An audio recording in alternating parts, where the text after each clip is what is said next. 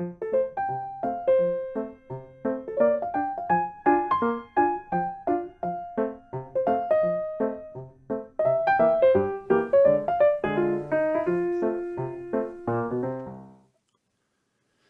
my name is Miles Reynolds, and welcome to another edition of Pickleball Builders. Today I have a special guest and also a friend of mine, Daniel Arias, and we have actually kind of going back a little bit. I first met Daniel playing pickleball at Durango YMCA, and found out later that he's actually an instructor. But Daniel's actually not only is he a certified instructor for pickleball, but he also heads up the child development side of Southern Nevada pickleball. So anyway, Daniel, just wanted to say hello and thank you for joining me today. And yeah, do you mind telling us a little bit more about yourself and kind of how you fell in love with pickleball? Uh, I'm 3 years old. I've been playing pickleball for 4 years, but before that, I had no idea what pickleball was. Me and my wife were traveling in around California, and when we were at this park, RV park in Indio, California, where I'm from, we heard this noise that was just kept on driving us crazy, and we wondered, what is that noise? So we actually walked over behind the office and we saw some courts. And we still didn't know what pickleball was till we started looking and watching people play. And we just fell in love with the sport because it it makes you move, but it doesn't make you move a lot. You can move 2 steps to the left, 2 steps to the right, couple steps to the back. And the fascinating game, what's fascinating about this pickleball sports, you have to have good eye and hand coordination, and you have to have footwork. You don't have to have a lot of footwork, but your hands and eyes, you really, that this sport helps you get better and better and better at showing how quick your eyes and your hands could come together. I mean, I'm still amazed at the shots that I come up with, as you are, Miles. I mean, there's times where the ball comes back right back at you, and then if you keep your paddle up, it's a great block or a great drop. Yeah. So I've been playing for 4 years, and I just retired last May. So I've been retired about I want to say 16 months now. And I Okay. had no idea what I was going to do when I was going to be retired, but now I do. Yeah. I Yeah. love it. Well, I know every time I leave the Durango courts, there's always a group of people that tell me, Miles, when you're retired, you can play pickleball all day. And I'm like, hey, I'm looking forward to it, but don't rub it in my face. So, I get so it. were you playing, was there any other sports you were playing before you got into pickleball? No, there wasn't. I was doing the walking just to, I'm not a walker, but I had to walk just to, keep exercise. No, no, there was no other sport. Not at all. Yeah. And I mean, you kind of see a different side of it at first. And I've talked about this before. At first, when I got into pickleball, we were doing it for a lot of retirement communities. So I thought it was for people that, basically just people that had retired from tennis or just retired in general. However, obviously that's not the case. It's all ages from very young to people that are retired. So what is it? What would you say? What is that? Because it's kind of a community. What is that community of pickleball here in Vegas like for those that have retired? I mean, is it a The big community. community? Is it a big community? Like, where do a lot of you play? Yes, yes, it is. And it's growing and growing because word of mouth, everybody is talking about pickleball as you know. I mean, even and the people that we see on the courts are so nice. They are so nice, and all they want to do is get exercise, and they want to learn a game where they could excel and get better at it. Because as you know, when we started off in the beginning, we didn't know what we were doing. We didn't have. I I did not have an instructor. I should have got involved with an instructor. Well, I take that back. I did go to the plaza to learn about pickleball through Steve Cole. And that was an eye opener. So I got the basics. Hmm. But as far as the community, it is growing and growing and growing, and it's just wonderful to meet new people of all origins. I mean, you can meet a doctor, you can meet you can meet a lawyer, and you don't even know you're playing with these people. Once you start to get in touch, talk to them, just get to know them.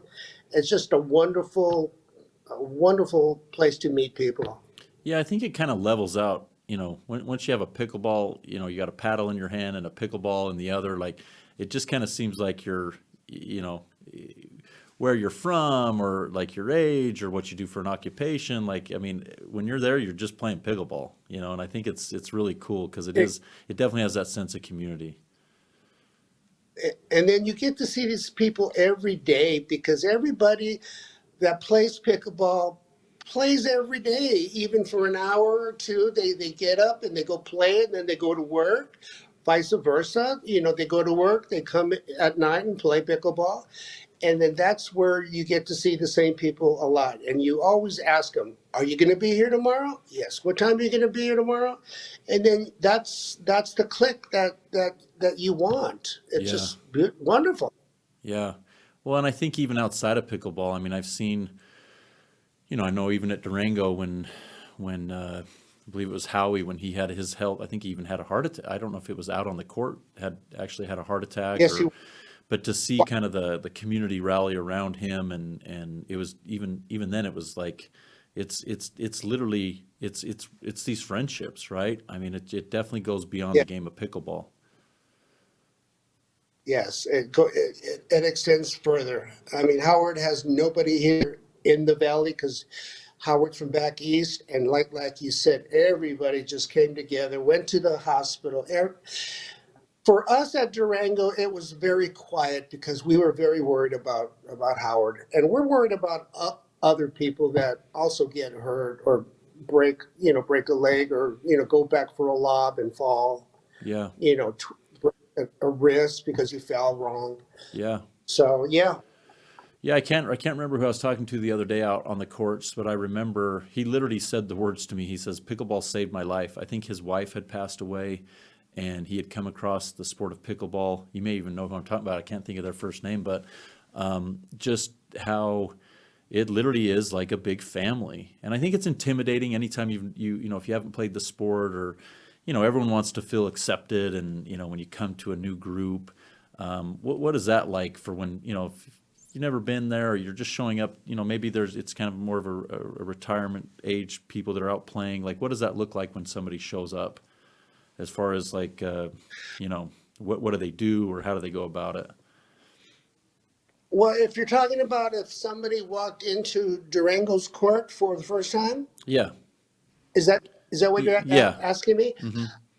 Well, I'm also an ambassador for the sport with Patty Chase. She got me involved, and she told me that I would be a wonderful candidate for ambassador. So I've been ambassador for about I want to say 6 months, 7 months, Hmm. and as an ambassador, I try to get to Durango and other courts to greet people from out of state and then just talk to them and find out where they're from.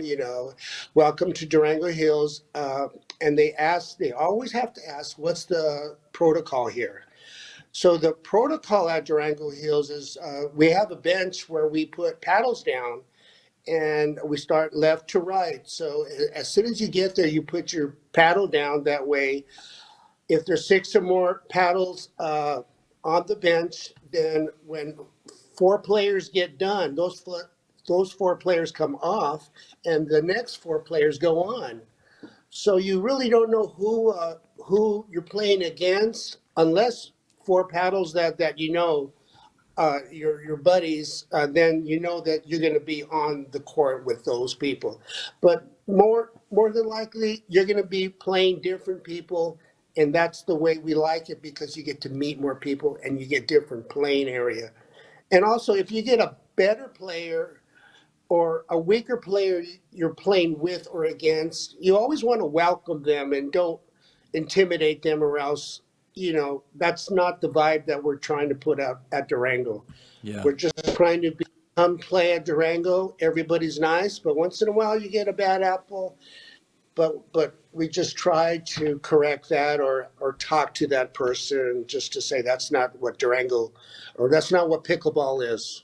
Yeah, and I know obviously there's some people that live in the northwest side of town that would go to Durango. There's some people that live maybe more central where they'd go to Sunset Park. I mean, I know there's kind of parks throughout, Summerlin and Henderson. How do you know what the protocol is at each of these different places? How would you go? Because, yeah, what does that look like? Well, the protocol, I mean, usually if they don't have signage on the gate, then hopefully, which usually happens, the players will talk to the new people, and we also could spot a new person walking through, because you could see they're walking around looking to see, what do I do? That's when we go greet them. It doesn't have to be an ambassador. Everybody at Durango greets people and tells them what to do. And usually the people that walk into the courts, the new people, they ask, what's the rules here? Yeah. And then we basically tell them. Yeah. So the rules of pickleball obviously stay the same, but as far as the protocol of like how the paddle system works, or I know most courts they'll either have like a lot of times they have the challenge courts, which is kind of like the higher level players. You'll know if you walk on a challenge court and you haven't played because you probably get pickled pretty quick, like 11-0 or something like that, But I know it's kind of all different levels of play. But yes, definitely seems like every place has their own kind of like challenge courts or kind of open play, and where they put the paddles or how they put their paddles down is probably what's unique to each location. Would you say that? Durango does have the challenge courts downstairs. Yeah. They have five courts on top and then two courts at the bottom, Hmm. and we try to put the better players at the bottom of Durango. There's of the two courts. Yeah. Yeah. Once it gets busy, so the five courts on top would be open play for anybody. Yeah. But when you go down to the challenge courts, you know really quick you're in the challenge court because of the play you're looking at, Yeah. and it's usually winners stay on and the losers switch out. So you're challenging the next two players that play, Yeah. and that makes it competitive. Oh yeah. Well, I was literally We playing. Oh, yeah, sorry, didn't mean to jump in. okay. Uh, I mean, I literally was playing at Sunset Park like about 2 weeks ago, and I was on the challenge court, and it's actually with a friend of mine that I play with quite a bit. His name's Mac, and anyway, on the challenge court, and they have a paddle system where their paddle system is you put the paddles on the fence. Well, these two Samoan, they're pretty big guys. Two Samoans had walked in and they wanted to challenge him. They wanted to be the next people up to play. Well, they put their two paddles right at the edge of the court, right? So, just barely outside of the net, which, it was on the ground. And the other two guys we were playing hit a shot, and I was trying to be. I'm a middle-aged man. I was trying to make a heroic shot, right? He dinked it really, a really cross court dink, and I was trying to get it back over the net, and I had to run off the court.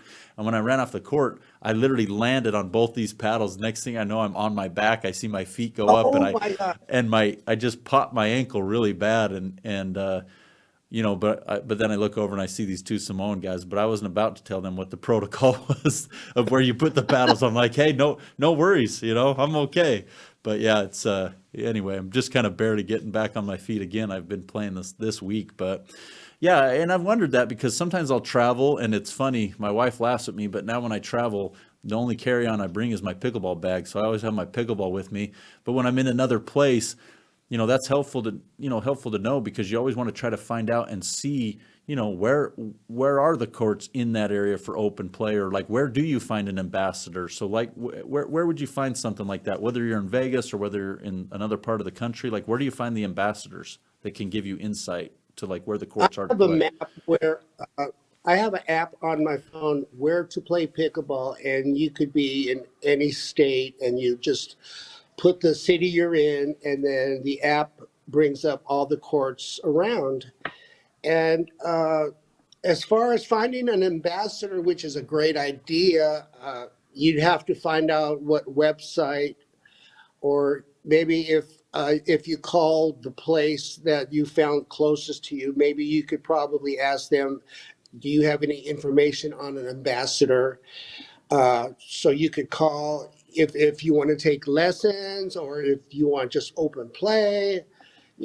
That would be the best thing to do. Get an app on your phone, where to play pickleball. There's two or three out there, What are some of them, and if you don't mind that saying? works for me. Pardon? What are some of them, if you don't mind saying? Do you know the names of them off the top of your head? What? The names of the apps? Uh, yeah, places to play pickleball. Oh, okay, that's the actual name. Eh, Okay. Yeah, I mean, it's simple. I mean, there's another app. I just don't remember. I got the other app. I just can't remember it from the PPA tournament. They always give you a lot of information. But if if you were to leave Vegas and go to California or something, you might want to talk to your ambassador in town before you head to California. We have the information to give you. That way, we could get in touch with another ambassador in that area where you are going, Okay, and we perfect. could get you a number. No, that makes Yes. sense. Yeah, that's been a struggle for me a little bit, is knowing where to go when I've been out of town, because I got to get my Of pickleball course. feel. But we talked a little bit, when you first got on, about a lot of your time is spent doing instruction, and what would you say? What is the need for having an instructor? Some people are like, well, I'm not going to go pro. I don't need an instructor. But what would you say? Why do you see that there's a need, or why do you do the instruction you do? Well, if you're going to start off playing pickleball, uh, you want to know the basics. You want to know the ground rules as far as. So when you call an instructor and you get together, the things that you're going to learn is how to hold the paddle. The grip is very important. And then once you learn the grip, then you're going to learn the ready position. So you have to know how to stand to hit the ball. So you got to know the basic footwork, and you have to know how to the angle of your paddle to get the ball over the net. What I always like to tell people, the ball is a clock. The 12 the top of the ball is at 12 o'clock, the bottom of the ball is at 6 o'clock. You need to put the pedal at 6 o'clock on every shot if you're going to dink the ball. Dinking means uh, hitting it over the net and dropping it in the no volley zone. So the angle of the paddle could be from the kitchen all the way to the baseline. It's the same angle that you are going to hit the ball at 6 o'clock. 6 o'clock gets the ball over the net at all the time. Okay. If you hit the ball at 3 o'clock, it's going to go right in the net, Well, always. So I I always never, yeah. tell my new As you were six saying, o'clock. as you were saying that, I was like picturing holding my paddle at 6 o'clock. I'm like, am I holding my paddle at that angle?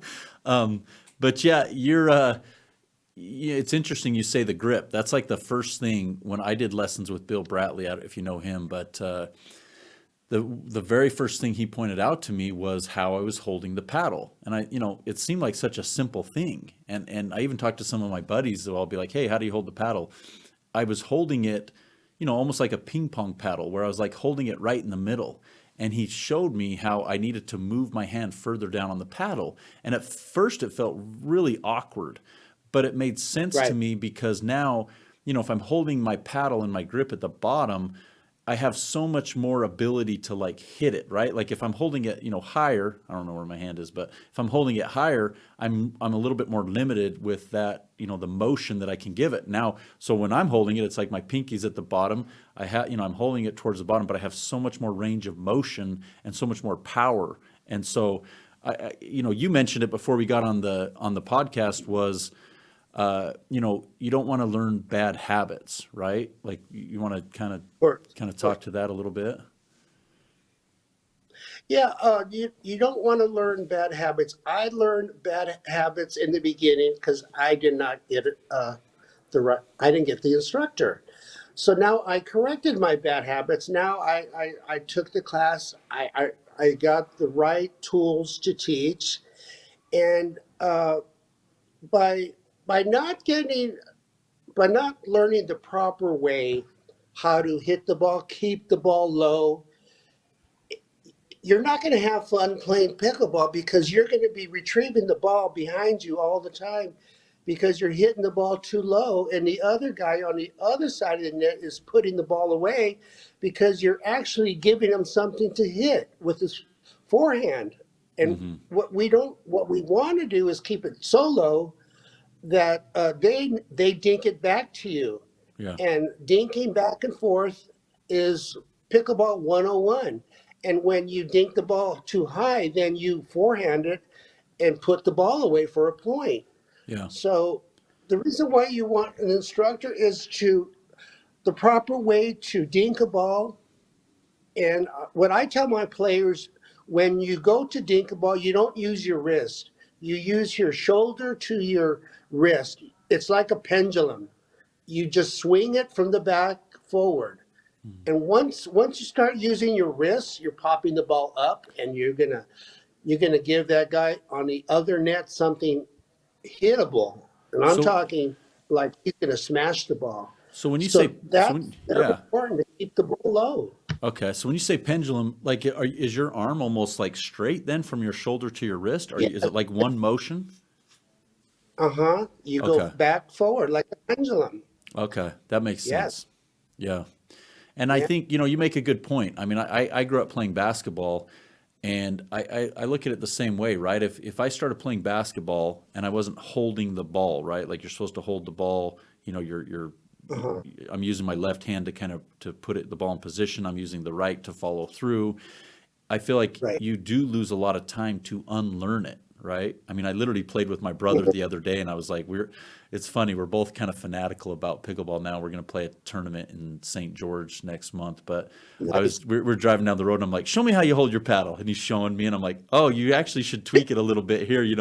But he's been playing so long, holding it that way, that I think the time that it would take to unlearn it, is like, so you really do cement some of these things, like no different from the way you hold a basketball to shoot a basketball is no different the way you hold a paddle to, to hit the ball. So, do you know, we were talking, so what are some of the other core, I know you said footwork's a big one, how you hold the paddle, like what are some of the other core things that you go over when you're instructing? Like what are some of the other basics? Well, usually when you're hitting the ball back and forth, and you always have to square your shoulders to where the ball is. By squaring your shoulders to the ball, you're following it. And you don't want to be flat-footed. You always want to be moving your feet even if you're not moving. You move your feet that way. When the ball is coming towards you at a difficult position, you already have a jump on it because you're not flat-footed. Hmm. Flat-footed is very bad because you don't have a jump on the ball. Yeah. So also, you do not want to stand straight up. You always need to have bent knees, your body a little bit forward, and by bending your knees, you always want to be lower. You don't want to be standing straight up because you can't get a good view of the ball. So you Yeah. want to bend your knees. That's very important. Yeah. That way, you can see the ball better. Yeah.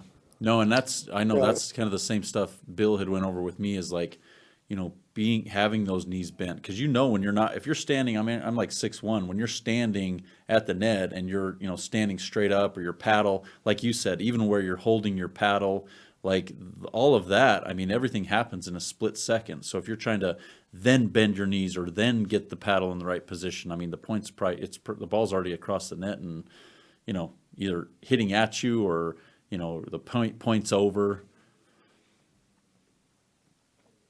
Yeah. And also, another note on that: when you are playing, you're looking looking at your partner hitting the ball, and then you're looking at the ball go over the net. You're looking at the ball. Who's going to return the ball? And you could always look at his paddle to see what kind of shot he's going to return, and you could be ahead of it if you're paying attention to all this. Yeah, You know, it's just it's a fantastic game. I mean, it's not just hitting the ball over the net. There's yeah, so much strategy, so much you can do. You always want to hit the ball to the other opponent's weak side if it's his backhand. yep, Hit the ball at their feet, because when you hit the ball at somebody's feet, it's not going to be a good returnable ball. yeah. You're always going to win the point because he cannot return something that hits his feet. Yeah, and I think that's like for me, even when I feel like I've kind of gotten a little bit stagnant in my play, like kind of plateaued. And I feel like the really good players that I'm around, it's almost like chess, right? Like they already know they are more observant of like what you said, where my partner would be, where what's the next play, right? Like they're almost a step ahead of what's happening. Like I think for me it's very reactive. Like okay, they hit it here, I'm going to hit it right back. I'm just trying to get it over the net. But seeing that big picture like you're talking about, right? Like that's one thing that I think would help me even tremendously is like is does that make sense? Like the whole being they're almost a step ahead of you when you're playing. Well, Like strategy, that's where strategy comes in. And we are creatures of habit. We always hit the ball the same place, the same time. And, for me, I always like my third drop shot. I always like to hit it to the right side of the court where it hits and goes out. mm, And the middle's wide open because they know what I'm going to do. And I need to change up my game because I, I do the same shot too many times. So yeah. it's just something that I have to learn on my or figure out in on my own play. Yeah, I know even when I did the same clinic or a similar clinic at the Plaza with Steve Cole, and one thing I do always remember him saying too is it feels really good to really slam the shot or hit a good shot that's like right at the line. But he, talks about like, a lot as well about it's really about hitting a good shot, not always going for the great shot. Because the great shot that's right on the line, yeah, sure, it feels great and perfectly placed, but being the one I've learned is it's a game of patience, right? It's better to just hit the good shot, and you know I heard it the other day. One of my friends said it, but it's like you don't try to hit the game-winning shot. You wait for the other team to lose it, right? Like it's definitely more of a patience game, and allowing them to make the error instead of I know for me when I'm trying to almost force it, right? Like those, what do you call them? The forced unforced errors. Yes, Yeah. but What are you're your right. thoughts on that? Uh, I need patience. Yeah. I hit a lot of outballs. I have no patience. I need to learn that, and I will learn that. Uh, you are correct about hitting as long as you can get the ball over the net and make them make the mistake. But again, keeping the ball low and making them dink it back over is a whole new ball game. That's drills, drills, drills. Yeah. You need to find a partner and you need to drill, That's what I've and heard. then Yes. That's, yeah. What do you think? What is drilling? I mean, you brought up that's kind of a trigger word for me because I feel like that's the reason why I've plateaued is I go and I play and then it's all reactive play, right? Instead of that muscle memory with drills. Like, what do you think? What is the biggest advantage of drills, of drilling with a partner? drills is repetitive. I mean, you're going to get when you find an instructor, he's going to start with one drill and make sure that you know how to do it and before he moves on to the next drill. So repetition, 50 balls, uh, is drills because you're getting you're repeating the same drill for 15 20 minutes, and once from dinking to forehand to ground stroke to backhands. uh Excuse me, let me close the door. So drills is very, very, very important. In fact, I'm gonna go out in the back, and I have a client coming in, and what she asked me, Daniel, I need help with my game. Can you repeat? Can you give me balls and balls so I could work on my game? I said, well, that's why you're here, Yeah, to figure out what you need to work on, and repetitive balls coming at you. yeah, That's the only way you are going to get better, by doing the same thing 50 times with 50 balls coming at you, and with an instructor to tell you what you are doing wrong or what are you doing correctly. yeah. Well, awesome. I think it's well, yeah, I really appreciate you, joining me today. But I'm a firm believer, because I've seen it for myself, is just like anything, right? I don't care if it's business or sports or whatever it is.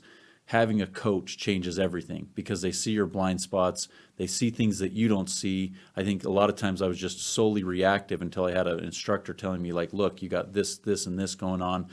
But I'm a huge believer in having. In fact, I'm going to actually start to take even more lessons, because I feel like I've kind of plateaued again. So I've learned a lot from even just me and you talking. I mean, that's why I was kind of asking the extra questions. Is those are things that I'm, even holding my paddle at 6, I got to remember that. But anyway, I definitely appreciate you coming on and taking the time to talk to people. I think it can be intimidating when you're first getting onto courts, or knowing, hey, if I want to get into this and I want to even, and be competitive with it, that I want to do it the right way with an instructor. So I know you're awesome. It's nice that you have a court out, obviously outside your back door, having a private court. So yeah, definitely thank you for joining me today. And just everyone out there, remember to comment, like, and share. And we look forward to talking again. Thanks, Daniel. And I want to play with you soon. Okay, let's do it. Okay. All right, Miles. Okay, take care.